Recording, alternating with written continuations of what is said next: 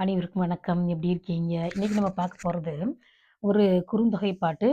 Number 63.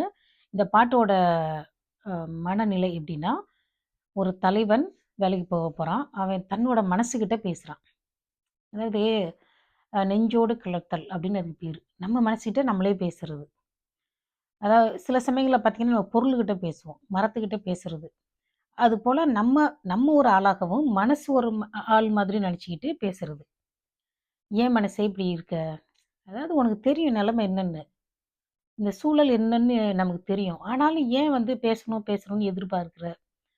பார்க்கணும்னு எதிர்பார்க்கிற? ஏன்னா பார்க்கறது வந்து அவ்வளோ ஈஸி கிடையாது. அந்த மாரி நம்ம மனசுக்குள்ளேயே நம்ம பேசிக்கிறோம் இல்லையா? அதுதான் இந்த சூழல். இப்போ இந்த தலைவன் சொல்றான். நல்லா கவனிங்க. முக்கியமான பாட்டு. இது வந்து பாலைத்திணையில இருக்கு. இந்த பாலைத்திணைங்கிறது வந்து நெறைய மக்கள் வந்து வேலைக்காக வெளியூர் போய்க்கிட்டே இருப்பாங்க. பொருள்வயின் பிரிவு. அந்த மாரி ஒரு பாட்டு தான் இது. அந்த தலைவன் வந்து வேலைக்கு போறான். தலைவி வந்து ஒரு இளம் பெண். திருமணமாகி இளம் பெண். இப்போ எனக்கு மாதிரி பிள்ளைங்கலாம் கிடையாது. இப்போ பிள்ளைங்க இருந்துச்சுன்னா கூட பொழுது போகும். பிள்ளைங்களுக்கு சாப்பாடு குடுக்குறது, தூங்க வைக்கிறது, பேசுறது, விளையாடுறது அப்படி இருக்கும். ஆனா, பிள்ளைங்களும் இல்லாத ஒரு பெண் என்ன பண்ணுவா? ரொம்ப கஷ்டமா இருக்கும். இப்ப அந்த பாட்ட வாசிக்கிறேன். முதல்ல பாட்ட வாசிக்கிறேன். உங்களுக்கு வாசித்தாலே புரியும். "ஈதலும் துய்த்தலும் இல்லோர்க்கு இல் என செய்வினை கைமிக எண்ணுதி.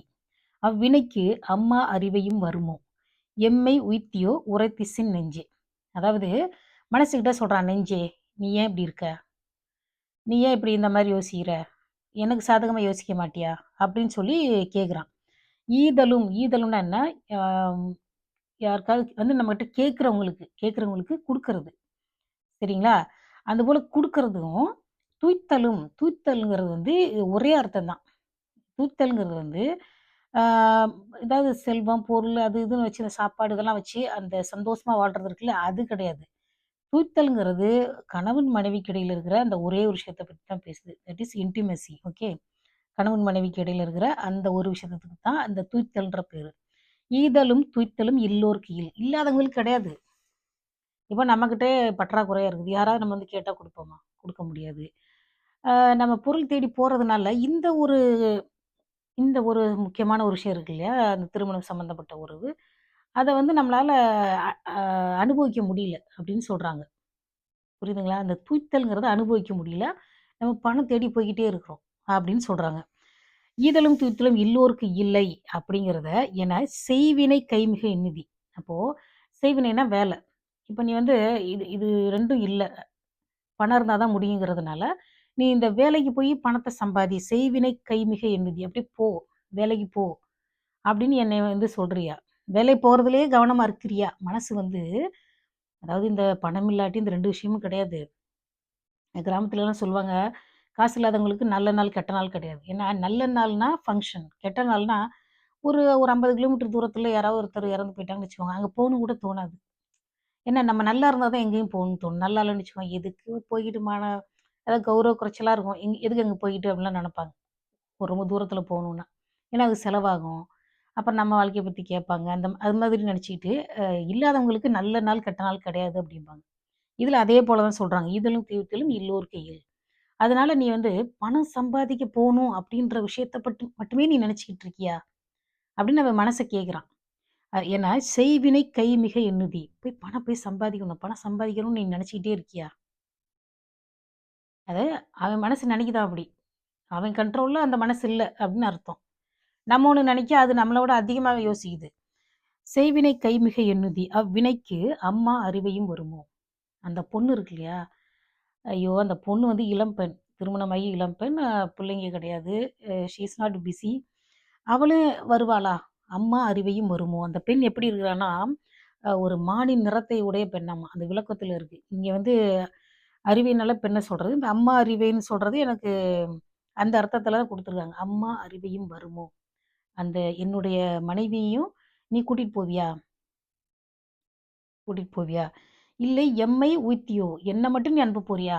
அவன் என்ன கேட்குறான், இவன் இவனோட மனசு அந்த பொண்ணு நம்முடன் புரியுதுங்களா? நம்முடன் அவளும் வருவாளா? அப்படின்னு கேட்குறான். நம்முடன் புரியுதுங்களா? நானு, என்னோட மனசு, அந்த பொண்ணு. 3 பேரையும் சேர்த்து சொல்றான். நம்முடன் அவள் வருவாளா? ஒரு மனுஷனே மனச தனியா வச்சு பேசுறப்ப எப்படி இருக்கு பாருங்க. இது போல பாட்டு நெறைய சினிமா பாட்டு இருக்குது. "ஏன் வந்து அவன் காதலன் பின்னாடியே போற? நீ ஏன் அவன நெனச்சுக்கிட்டே இருக்க?" அப்படின்னு அந்த மாரி நெறைய சினிமா பாட்டு இருக்கு. அதுவும் இங்கிலீஷ் பாட்டெல்லாம் நான் கேட்டுருக்கேன். "என்னோட மனச அவன் திருடிட்டு போயிட்டான். நீ" அப்படின்லாம் நெறைய பாட்டு நான் கேட்டுருக்கேன். ஆனா என்ன பாட்டுன்னு தெரியாது. இப்போ நான் யூடியூப் வந்து இப்ப தானே பேசுறேன். மனசு வந்து நம்ம பேச்ச கேட்காம யார் பின்னாடியோ போகுதாமா. அந்த மாரி பாட்டெல்லாம் இருக்கு. அதுபோல "நீயும் நானும் நம்ம கூட அவளும் வருவாளான்னு" கேட்குறான். "அம்மா அறிவையும் வருமோ?" அப்படின்னு கேள்வி கேட்டுட்டு, "எம்மை உய்த்தியோ, என்ன மட்டும் நீ இங்கேருந்து அனுப்ப போறியா?" ஓ! பாவமா இருக்கு அவன் பேசுறத பார்த்தா. எந்த காலத்துல எழுதுனது? "எம்மை உய்த்தியோ, உரைத்திசின் நெஞ்சே" என்கிட்ட முதல்ல சொல்லு. என்கிட்ட நீ வந்து நீ வந்து நீ வந்து என்ன மட்டும் கூட்டிட்டு போறியா? இல்ல அவளையும் சேர்த்து கூட்டிட்டு போறியா? நம்ம 3 பேரும் போறோமா? என்கிட்ட முதல்ல சொல்லு நெஞ்சே அப்படின்னு சொல்லி கேட்குறான்.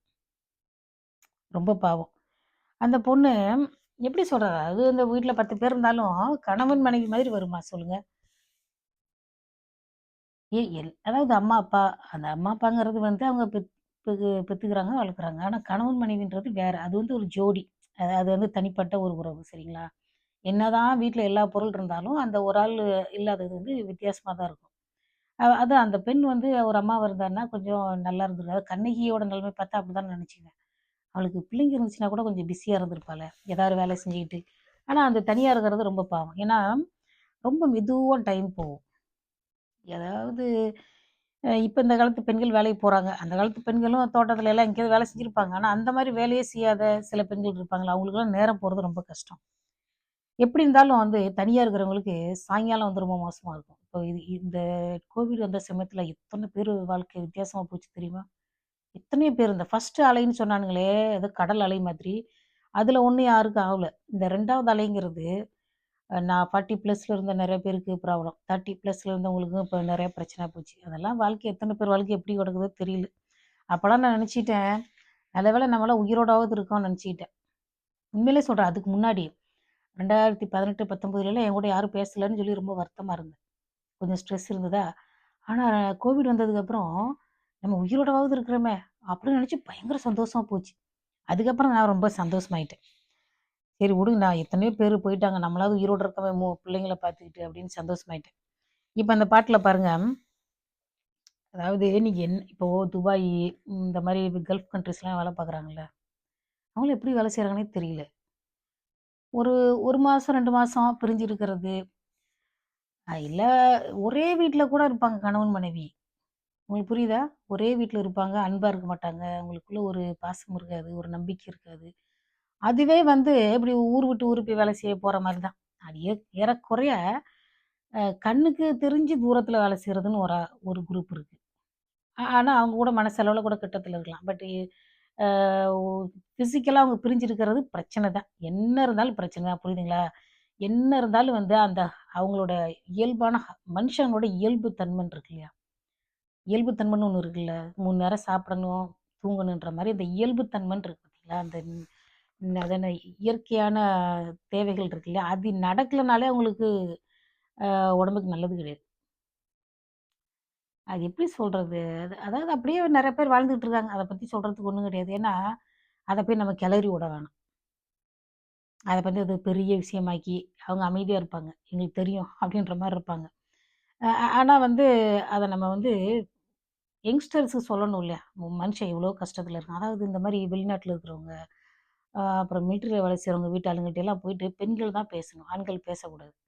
ஆண்கள் பேசினா ஒரு சிலருக்கு மனசு மாறலாம். இல்லாட்டி பார்க்குறவங்க தப்பா நினைக்கலாம். அதனால பொதுவா வந்து இந்த மாரி தனியா இருக்க பெண்கள் இருக்காங்க இல்லையா? அவங்ககிட்ட வந்து பெண்கள் தான் பேசுவாங்க. அதில இந்த சொந்தக்காரங்கள வந்து பெரியம்மா, சின்னம்மா வீட்டாளுங்க தான் பேசுவாங்க. இந்த கல்யாணம் பண்ற முறையில இருக்கிறவங்க வந்து நெருங்கி வரமாட்டாங்க. அது நல்லது தான். அப்படிதான் இருக்கணும். ஆனா பிள்ளைங்களோட வாழ்க்கை எப்படி இருக்குன்னு தான் எனக்கு பாவமா இருக்கு. ஏன்னா 2 வருஷம் 1 வருஷம், 2 வருஷம் கூட இங்க வெளியூர் நாட்ல இருக்காங்க. எப்படி அவங்க அந்த பிள்ளைங்கள்ட்ட பாசமா இருக்க முடியும்? என்ன இருந்தாலும் ஃபோன்ல பேசினாலும், கையால இப்படி பிள்ளைங்கள தொட்டு பேசுற மாரி வருமா? ரொம்ப பாவம். சிலர் வந்து பார்த்தீங்கன்னா, தினமும் வீட்டுக்கு கூட வருவாங்க. அவங்களுக்கு வந்து அதாவது இருந்தும் வாழ தெரியாதவங்கன்னு சொல்லலாம்.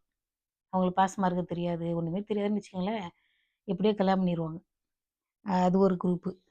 இப்போ அதாவது எந்த காலத்துலயுமே, எல்லா காலத்துலயுமே மக்களுக்கு வந்து பணம் தேவைப்படுது. போய்க்கிட்டே தான் இருப்பாங்க. தற்காலிகமாவோ, அ 1 மாசம், 2 மாசம், இல்ல வருஷ கணக்குல இப்படி வாழ்ந்துகிட்டு தான் இருக்காங்க. பாருங்க இந்த பாட்டு எழுதுன காலம் எந்த காலம்? சங்க இலக்கிய காலத்துல இருந்து பார்க்குறோம். இப்ப கூட பாருங்க, அ தமிழ்நாடு, கேரளா, இல்ல இந்த பங்களாதேஷ், வடநாடுகள்ல எவ்ளோ பேரு கல்ஃப் கண்ட்ரீஸ் போயிட்டு தான் இருக்காங்க. அவங்களாம் ரொம்ப நாள் பிரிஞ்சிருக்காங்க. உண்மையிலே பாவம். அதனால என்ன சொல்ல வரேன், ஓரளவுக்கு சம்பாதிச்சுட்டு வீட்டுக்கு போயிடணும். சும்மா வந்து இளமை காலம் முழுக்க இப்படி வீணாக்கக்கூடாது. ஒரு 40, 50, 50 வயசுக்கு அப்புறம் நீங்க வீட்டுக்கு போய் என்ன பண்ண போறீங்க? ஏன்னா, அது அது வந்து அப்படியே பழகி இப்படி கொஞ்ச நாள் இருந்து இருந்து பழகி, அதுக்கப்புறம் அப்படியே வெறுத்தே போயிடும் வாழ்க்கை. என்னத்த அப்படியே அதானே சொல்றானுவ. இந்த டீ குடிக்கிறது கொஞ்சம் கொஞ்சமா நிறுத்திட்டு, அதுக்கப்புறம் டீ குடிக்கிறதே விட்டுருவாங்க பாருங்க. அதே மாரி வாழ்க்கை ஆயிடும். அதனால ஒரு அளவு தான் இருக்கு. ஒரு அளவா சம்பாதிச்சுட்டு வீட்டுக்கு ஓடி போயிடணும். அவ்வளோதான். அதான் இன்னொரு விஷயம் சொல்ல மறந்தேன். அதாவது வருஷங்கள் வந்து வேகமா போய்க்கிட்டே இருக்குது. வேகமா போய்க்கிட்டே இருக்குது. அதனால அப்படியே மச மச மச மச மசன்னு எதையாவது யோசனை பண்ணிட்டே இருக்கக்கூடாது. அதுக்காக நான் பயங்கர ஃபாஸ்ட்டாலாம் இருக்க சொல்லல மனுஷங்கள. ஆ யோசிக்கிறத வந்து தெளிவா யோசிக்கணும். ஒரு முடிவு எடுத்துட்டோம்னா அவ்வளோதான். நோனா நோ. எஸ்னா எஸ் அவ்வளோதான். முடிஞ்சுது. வருஷக்கணக்குல யோசனை பண்ணிட்டே இருந்தோம்னு வச்சுக்கோங்க, வயசு தான் போகும். வருஷம் வருஷம் வயசு கூடுமே தவிர குறையாது. எனக்கெல்லாம் குறையணும்னு தான் ஆசை. இனிமே வந்து இப்ப 35ன்னா அடுத்து 34, 33, 32 குறையணும்னு தான் ஆசை. ஆனா மனுஷங்க பாருங்களேன் எப்படி இருக்காங்கன்னு. ஒருத்தர் வந்து ஒரு 35, 35, 30 பிளஸ் ஒண்ணும் பெரிய வயசெல்லாம் கிடையாது. நம்ம ஊர்ல கான்ஃபிடென்ஷியல்னு ஒரு இன்ஃபர்மேஷன குடுத்தோம்னா, அதை வீட்டாளுகள்ட்ட மட்டும் சொல்லிர்றாங்கப்பா. உங்களுக்கு சொல்றது புரியுதா? நான் யாருக்கு சொல்றேன்னு அவங்களுக்கு தெரியும். இது இந்த இடத்துல இந்த இன்ஃபர்மேஷன் குடுக்குறோம். அது வந்து யாருக்கும் பகிரப்படக்கூடாது. ஷேர் பண்ணக்கூடாது. ஆனா வந்து அவங்க என்ன பண்றாங்கன்னா, அதே இந்த நம்ம ஊர் ஸ்டைல்ல வீட்டாளுங்கள்ட்ட மட்டும் சொல்லிர்றது. ஒய்ஃப் கிட்ட சொல்லிர்றது. ஒய்ஃப் வந்து நம்மள்ட்ட பேசுற விதத்திலே தெரியுது, அவங்க வீட்ல சொல்லிட்டாங்கன்னு. இப்போ நீங்க ஒரு 30 பிளஸ்ல இருக்கிறவங்களையே வந்து இப்படி புரணி பேசுறீங்களே, அப்புறம் எப்படி ஒரு பெண் வந்து 80 வயசு, 90 வயசு, 100 வயசுக்குலாம் வாழ முடியுது? நீங்க வயச கணக்கு பண்ணாதீங்க மக்களே! நான் சொல்றத கேளுங்க. வயச கணக்கு பண்ணாதீங்க. வருஷம் வருஷம் வயசு கூடுமே தவிர குறையாது. கூடுதே கூடுதேன்னு அடுத்தவங்களுக்கு வயசு கூடுனா நீங்க ஏன் கவலைப்படுறீங்க? உங்க எத பத்தியுமே கவலைப்படாதீங்க. நம்ம நம்ம 40, 50, 60, 70 எத்தன வயசானாலும் நம்ம தான் வாழணும். இதே உடம்பு, இதே மனசு, இதே சிந்தனை தான். என்ன இந்த சுருக்கம் வரும், ஏதாவது வரும் அவ்வளோதான். அடுத்தவங்களோட வாழ்க்கைய பத்தி நீங்க பார்த்துக்கிட்டே இருக்காதீங்க. ஏதோ ஆஸ்திரேலியாவுல பார்த்தீங்கன்னா, கான்ஃபிடென்ஷியல்னா அத அப்படியே வச்சிருப்பாங்க. நம்ம மக்கள்ட்ட எது வந்து முக்கியமான விஷயமோ, அத ஓடி போய் மனைவிட்ட மட்டும் சொல்லிர்றது. ஒருத்தர் ஒரே ஒரு ஆள்ட்ட தான் சொல்வீங்க. அப்படி ஒவ்வொருத்தரா சொல்லி எல்லாருக்கும் தெரிஞ்சிரும். அப்புறம் அந்த இடத்துல யாருக்குமே அங்க இருக்க இஷ்டம் இருக்காது. ஏன் நான் சொல்றேன்னா, நீங்க ஒரு விஷயம் பண்ணியிருக்கீங்க. ஏன்னா என்கிட்ட பேசுறவங்க எல்லாரும் வந்து ஒரே விஷயத்த திருப்பி திருப்பி பேசுறத பார்க்குறப்போ, நான் என்ன யோசிக்கிறேன், எங்க அம்மாயெல்லாம் 85 வயசு வரைக்கும் எப்படி இருந்துச்சு? எங்க அம்மாய்க்கும் 35 வயசுல இருந்திருக்கும் தானே! எங்க ஊர் பக்கம்லாம் வந்து வயச பத்தி அப்படி யோசிக்கவே மாட்டாங்க. இந்த படித்த கூட்டம் தான் ரொம்ப கஷ்டப்படுது. இத்தன வயசுல இந்த நோய் வரும், இத்தன வயசுல இந்த நோய் வரும், இத்தன வயசுல நோய் வரும். அத்தன வயசுல அந்த ஹார்மோன் வேலை செய்யும், இத்தன வருஷம் மெனோபாஸ் ஆகும். ஏன் இதெல்லாம் யோசனை பண்றீங்க? வந்தா வருது, வராட்டி போகுது. அத பத்திலாம் கவலைப்படாதீங்க. நாளைக்கு என்ன பிரச்சனை வரும்? அடுத்த வருஷம் என்ன பிரச்சனை வரும்? அப்படிலாம் யோசனை பண்ணிட்டே இருக்கக்கூடாது. நல்லது மட்டும் யோசிக்கணும். மனசுங்கிறது வந்து ஒரு நல்ல மண்ணு மாதிரி. அதில எத போட்டீங்களோ அதான் விளையும். சும்மா அடுத்தவங்கள பத்தி யோசனை பண்ணிட்டே இருக்காதீங்க. என்ன வந்து டிஸ்டர்ப் பண்ணீங்கன்னா, அப்புறம் நான் எனக்கிட்ட வந்து தேவையில்லாத கேள்விலாம் கேட்கறது. தேவையில்லாத விஷயங்கள என்ன குத்தி காமிக்கிற மாரி பேசுறது. இங்க பாருங்க, உங்களோட வயச பத்தி, உங்களோட வாழ்க்கைய பத்தி மட்டும் யோசிங்க. அடுத்தவங்கள பத்தி யோசிக்காதீங்க. புரியுதுங்களா? ஏன்னா நான் நான் இப்ப மணி எத்தன தெரியுமா? 11:50 பேசிட்டு இருக்கேன். நீங்கலாம் அப்படி உட்காந்து பேசிட்டு இருப்பீங்களா? உங்க வாழ்க்கைய நீங்க நல்லா தான் வாழ்ந்துட்டு இருக்கீங்க. எனக்கு வீட்ல யாரும் இல்ல. அதனால உட்காந்து பேசிட்டு இருக்கேன். ஏன்னா, அந்த ஒரு இடத்துக்கு போனப்ப அப்படிதான். இப்ப பார்த்தாலும் நொய் நொய்ன்னு அந்த நம்பர பத்தியே பேசுறது. எனக்கு அந்த இடத்துக்கு போவே பிடிக்கல. அவங்கவங்க இப்ப எங்க அம்மாயி 85 வயசு இருந்ததுன்னா, எங்க அம்மாயிக்கு பிளட் பிரஷர், ஹை ப் லோ பிபி, டயபெட்டிஸு, நெஞ்சுவலி இத பத்தி எதுவுமே தெரியாது. தைராய்டு எத பத்தியுமே தெரியாது. தெரியவே தெரியாது. எங்க அம்மாயி ஹாஸ்பிட்டல் போனதே கிடையாது. ஏன்னா, அதுக்கு எந்த இன்ஃபர்மேஷனும் தெரியாது. பேசாம தோட்டத்தில போய் வேலை செஞ்சோமா, 3 நேரம் சாப்பிட்டோமா, நம்ம தானே டயபெட்டிஸுக்கு அப்படி சர்க்கரைலாம் போடாம சாப்பிடுறோம். எங்க அம்மாயி அப்படிலாம் கிடையாது. காலையிலயும் காஃபி, சாயங்காலம் டீ, சர்க்கரை போட்டு தான் குடிப்பாங்க. நான் ஒரு நாளைக்கு பாதி நேரமாவது தோட்டத்தில வேலை செய்வாங்க. சாப்பிட்டுட்டு பேசாம வந்து அமைதியா படுத்து தூங்குவாங்க. புரியுதுங்களா நான் சொல்றது? அடுத்தவங்கள பத்தி ஆராய்ச்சி பண்ணக்கூடாது. முடிஞ்சா 4 பேருக்கு நல்லது பண்ணணும். இல்லாட்டி பேசாம இருக்கணும். ஏன்னா நான் வந்து யாரையும் வந்து என் வாழ்க்கையில யாரு கூடயும் நான் சண்டை போட்டதே கிடையாது. பிடிக்கலன்னு வச்சுக்கோங்க பேச மாட்டேன் அவ்வளோதான். அதோட சரி. எனக்கு வந்து சண்டை போடுறதெல்லாம் இஷ்டமே கிடையாது. ஏன்னா, ஏதாவது ஒரு இடத்துல நம்ம வந்து இந்த தமிழர்களோட சேர்றப்போ, அது எதெல்லாம் செய்யக்கூடாதோ அதெல்லாம் செஞ்சுட்டு இருக்கிறது. இவங்கலாம் என்னத்த படிச்சிருக்காங்கன்னு எனக்கு தெரியல. எங்க ஊர்க்காரங்கலாம் வயச பத்தியே பேச மாட்டாங்க. ஆனா, அந்த படிச்சவங்க தான் ரொம்ப கவலைப்படுறீங்க. பேசாதீங்க. நீங்க வந்து டூ மச் இன்ஃபர்மேஷன் தெரிஞ்சு வச்சுக்கிறீங்க. நான் உங்க நல்லதுக்கு தான் சொல்றேன். இன்டர்நெட்டு, கூகுளு, அப்புறம் என்ன வேற, எல்லா இடத்துலயும் போயிட்டு இந்த வயசுல இது வரும். இந்த ஹார்மோன பத்திலாம் பேசாதீங்க. அது வந்தா வருது, வராட்டி போகுதுன்னு விட்டுருங்க. நான் உங்க நல்லதுக்கு தான் சொல்றேன். ஏன்னா, டூ மச் இன்ஃபர்மேஷன் உடம்புக்கு நல்லது கிடையாது. நம்ம பாட்டுக்கு சாப்பிட்டோமா, தூங்குனோமா, வயசு எத்தன வயசானாலும் நம்ம வாழத்தான் போறோம். நம்ம வந்து அ ஏன் சாகணும்? நம்ம இருக்கிற வரைக்கும் இருந்துட்டு போறோம் அவ்வளோதான். எத்தன வயசா இருந்தா என்ன? 100ஓ, 150 விடுங்க. ஏன்னா, எனக்கு அவ்வளோ கடுப்பா இருக்கு. இது சொல்லக்கூடாதுன்னு தான் நெனச்சேன். டக்குன்னு வந்துருச்சு. ஏன்னா, லைட்டா தூக்கம் வருது பார்த்தீங்களா? அந்த பாருங்க. தூக்கம் வருதா? அது சியக்கா போட்டு குடிச்சதுக்கு நல்லா தூக்கம் வருது. அதனால யாரோட வயச பத்தியும் யோசிக்காதீங்க. அத பத்தி அது வந்து நம்மளோட வேலையே கிடையாது. கிடையாது. எப்ப நம்ம இருப்போம், எப்ப போவோம்ன்னு தெரியாது. இருக்கிற வரைக்குமாவது யாரையும் தொல்ல பண்ணாம இருங்க. சரியா? 17 நிமிஷம் ஆச்சு. இதோட வீடியோ முடிச்சுக்கலாம். ஆனா, இருங்க நான் இத சொல்லிர்றேன். இது வந்து எங்க அம்மா வாங்கி குடுத்த ஜிமிக்கி. இது வந்து தங்கம். சரியா? இதுதான் இங்க இருங்க. இது வந்து என்னோட ஒரிஜினல் கோண வாக்கு. இதுதான் என்னோட ஒரிஜினல் வாக்கு. 12த் முடிச்சதுக்கப்புறம் நான் நேர் வாக்கு எடுத்தேன். அதாவது என் ஃப்ரெண்டு சொன்னாங்க, நேர் வாக்கு தான் நல்லதுன்னு. நேர் வாக்கு எடுத்து தெரியுதா? நேர் வாக்கு எடுத்து அதுக்கப்புறம் நேர் வாக்கு வரவே இல்ல. 12த் முடிச்சு எப்போ முடிச்சேனா? ஏறக்குறைய ஒரு 15 ஒரு 20 வருஷத்துக்கு முன்னாடி 12த் படிச்சேன். இந்த நேர் வாக்கு வரவே இல்ல. இந்த கோண வாக்கு தான் வருது. அதனால தான் முடி ஒரு மாரி தூக்கிக்கிட்டே இருக்குது. மத்த வீடியோலலாம் பேசுறப்போ. அப்புறம் வேற என்ன சொல்லணும்னு நெனச்சேன். ம். அம் சரி. நான் யார பத்தியும் கவலைப்படல. யாரும் வந்து எனக்கு ஃபோன் பண்ணுவாங்க, மெசேஜ் பண்ணுவாங்கன்னு நான் எதிர்பார்க்கல. சரியா? இன்னையிலேருந்து நான் எதிர்பார்க்கல. ஏன்னா எதிர்பார்க்கறது எரிச்சலா இருக்கு. எதிர்பார்ப்பு தான் ஏமாற்றத்த குடுக்கும்னு சொல்லியிருக்காங்க. அதனால எனக்கு யாரும் ஃபோன் பண்ணுவீங்கன்னு எதிர்பார்க்கல. சரியா? நான் நிம்மதியா என்னோட வேலைய செய்யணும்னு நெனைக்கிறேன். ஏன்னா இந்த உலகத்தில எதுவுமே நிரந்தரம் கிடையாது. அப்படின்றது உண்ம. ஆனா அந்த உண்மைய ஏத்துக்கிறதுக்கு மனசு வராது. அதுல இன்னமும் முக்கியமான ஒரு விஷயம் என்னன்னா, இந்த உலகத்தில ஆண்கள் நிரந்தரமானவங்க கிடையாது.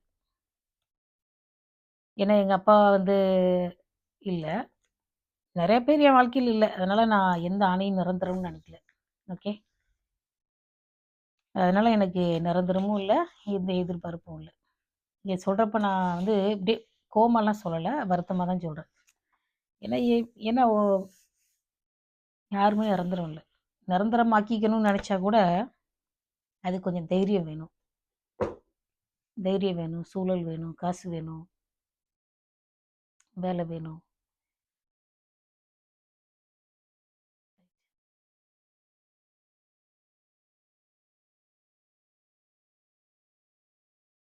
நான் எப்பவுமே எனக்கு சாதகமா தான் யோசிப்பேன். எப்போதுமே ரொம்ப பாசிட்டிவா தான் யோசிப்பேன். இன்னைக்கு என்னோட பேருக்கு என்ன அர்த்தம்னு பார்த்தேன். இவ்ளோ நாள் நான் பார்த்ததே இல்ல தெரியுமா? அதாவது என் ஃப்ரெண்டுக்கு நான் என்ன பேரு என் ஃப்ரெண்டோட பேருக்கு என்ன அர்த்தம்னு பார்த்தேன்னா, அப்படியே எனக்கும் பார்க்கணும்னு தோணுச்சு. சசிகலான்ற பேருக்கு என்ன மீனிங் போட்டிருக்கு தெரியுமா? மூன் லைட்ன்னு போட்டிருக்கு. நான் மவுண்ட் லாலின்னு ஒரு இடத்துல டேஃப் மவுண்ட் லாலி தெரியும்ல? அந்த நார்த் பிரிட்ஜ் பக்கத்துல. அதுல வந்து நான் ஒரு ஒரு கோர்ஸ் படிச்சேன். கொஞ்ச நாள் படிச்சேன். ஒரு 6 மாச கோர்ஸ்.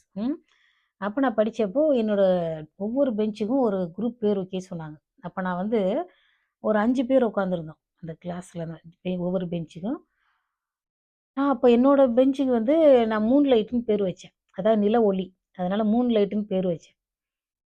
எனக்கு எப்போ நான் எப்போ படிச்சேன்னா, 2014ல படிச்சேன். 2014ல படிச்சேன். அப்ப நான் மூன்லைட்டுன்னு பேர் வச்சேன். இன்னைக்கு நான் என்னோட பேர செக் பண்றேன். என்னோட பேரோட மீனிங்கே மூன்லைட்டுன்னு வருது. இன்னொரு பேர் சொன்னான்ல, வீட்ல கூப்பிடுற பேரு. அது வசந்தி. அதுனா வசந்தினா ஆஃப் ஸ்ப்ரிங். ஸ்ப்ரிங்கி பத்தின பேரு. ஆனா நான் இத்தன வருஷமா என்னோட சசிகலான்ற பேருக்கு என்ன அர்த்தம்னு நான் கண்டுபிடிக்கவே இல்ல. நான் என் பொண்ணுங்கள்ட்ட சொன்னேன். அம்மாவோட அதாவது நான் நெனச்சுட்டேன், அது ஒரு வடநாட்டு பேரு, சான்ஸ்கிரிட் பேரு. அதுக்கு மேல நான் யோசிக்கல. இன்னைக்கு தான் கண்டுபிடிச்சேன். அதுக்கு வந்து மூன்லைட்டுன்னு பேரு. உண்மையிலேயே எனக்கு ஆச்சரியமா இருக்கு. நான் எப்படி இவ்வளோ நாள் பார்க்காம இருந்தேன். ஏன்னா சும்மா வெட்டியா என்னென்னத்தையோ கூட தேடுவேன். அது என்ன? இது என்னன்ட்டு. இப்போ இன்னைக்கு என் ஃப்ரெண்டோட பேர பார்த்தேனா, ஆமா அது வீனஸ்ன்னு போட்டிருந்தது. ஐய்யயோ! Very hot. வீனஸ்ன்னு போட்டிருந்தது. அவங்க பேர் ராசிக்கு வீனஸ்ன்னு போட்டிருந்தது. என் ராசிக்கு வந்து என் பேருக்கு வந்து மூன்லைட்டுன்னு போட்டிருந்தது. நல்ல பொருத்தம்னு நெனச்சுக்கிட்டேன். சரி, இங்க பாருங்க நான் பேசினாலும் சரி, பேசலனாலும் சரி, அ நான் வந்து உண்மைய தான் சொல்வேன். சரிங்களா? பொய் பேசுறது, ஏமாத்துறது என் வாழ்க்கையில கிடையவே கிடையாது. என்ன ஏமாத்துனா நான் கண்டுக்க மாட்டேன். நான் யாரையும் ஏமாத்தி எனக்கு பழக்கமே கிடையாது. ஒரு விஷயத்த நான் எஸ்ன்னு சொன்னேன்னா எஸ் தான். ஓகே. 22 நிமிஷம் ஆயிடுச்சு. இதோட வீடியோ முடிச்சுக்கலாம். நம்ம இன்னொரு வீடியோல பார்க்கலாம். சரியா? நன்றி, வணக்கம். பாய்.